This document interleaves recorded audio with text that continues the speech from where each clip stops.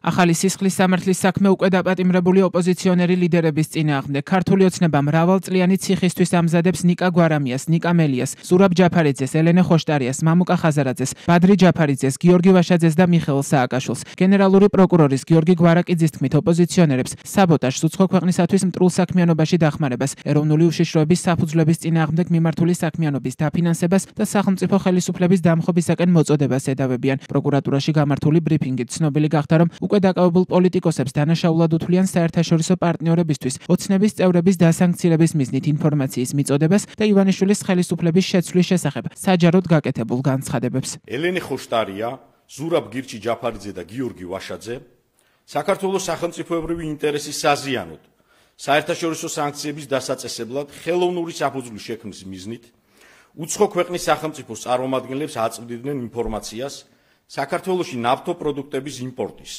ასევე საქართველოს სამხედრო სფეროში მათ ხელთ არსებული თუ გამოგონილი ვითარების შესახებ.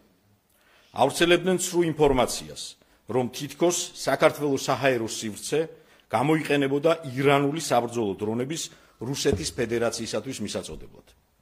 გარდა აღნიშნულისა, ელენე ხოშტარია, ზურაბ გირჩი ჯაფარიძე და გიორგი ვაშაძე ინფორმაციას და დოკუმენტურ მასალას, მათ შორის საჯარო სამსახურში დასაქმებულ პირთა სიებს, პერიოდულად სანქციების დასაწესებლად აწვდიდნენ უცხო სახელმწიფოების წარმომადგენლებს. შედეგად სხვადასხვა ქვეყნების მხრიდან სანქციები დაუწესდა მთლიანობაში საქართველოს 300-მდე მოქალაქეს. გიორგი გვარაკიძემ ბრიფინგზე თქვა, რომ 2024 წლის არჩევნების გაყალბების საბაბით ზურაბ ჯაფარიძემ, გიორგი ვაშაძემ, ელენე ხოშტარიამ, ნიკა გვარამიამ, ნიკა მელიამ, მამუკა ხაზარაძემ და ბადრი ჯაფარიძემ ქუჩაში პროცესის რადიკალიზაციას სცადეს. მისივე თქმით, პოლიტიკოსები საჯაროდ აკეთებდნენ მოწოდებებს რევოლუციის, სახელმწიფო შენობების, პიკეტირების და სამართალდამცავთა წინააღმდეგ ფიზიკური დაპირისპირების შესახებ. პროკურატურის მტკიცებით ამავე მიზანს ემსახურებოდა მესამე პრეზიდენტის მიხეილ სააკაშვილის Facebook პოსტები და ვიდეო მიმართვები. გიორგი გვარაკიძემ ბრიფინგზე თქვა, რომ 2024 წლის ნოემბრის ბოლოდან დაწყებულ აქციებზე 150-ზე მეტი სამართალდამცავი დაშავდა, თუმცა მას არაფერი უთქვამს ძალოვანების მიერ სასტიკად ნაცემ ასეულობით მშვიდობიან დემონსტრანტსა და ჟურნალისტზე. მოძალადეთა მოქმედებები კოორდინირებული იყო ზემოთხსენებულ პოლიტიკოსებთან. ამავდროულად ძალადობრივი ჯგუფები მოქმედებდნენ ურთიერთშეთანხმებულად და ერთმანეთთან კომუნიკაციას სისტემატურად ინარჩუნებდნენ ეგრეთ წოდებული რაციების საშუალებით. რაც სხვა ნივთებთან ერთად ამოღებული იქნა ოპოზიციური პარტიების ოფისებში ჩატარებული ჩხრეკების შედეგად, მათ შორის ერთიანი ნაციონალური მოძრაობის, გირჩი მეტი თავისუფლებას და დროას ოფისებიდან.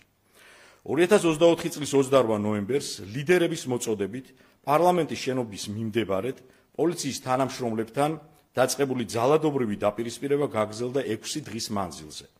შედეგად ძალადობრივმა ჯგუფებმა ჯანმრთელობის დაზიანება მიაყენეს სამართალდამცავთა უწყების 158 თანამშრომელს. ოპოზიციონერი ლიდერების შემდეგ ქართული ოცნების სამიზნე ამავე სისხლის სამართლის მუხლით სავარაუდოდ არასამთავრობო ორგანიზაციები გახდებიან. გენერალურმა პროკურორმა ბრიფინგზე NGO სექტორი ძალადობრივი ჯგუფების დაფინანსებაში დაადანაშაულა. აღნიშნულის პარალელურად კოორდინირებულად ხდებოდა ფინანსური სახსრების და მატერიალური რესურსების შეგროვება და მიწოდება ძალადობრივი ჯგუფებისათვის.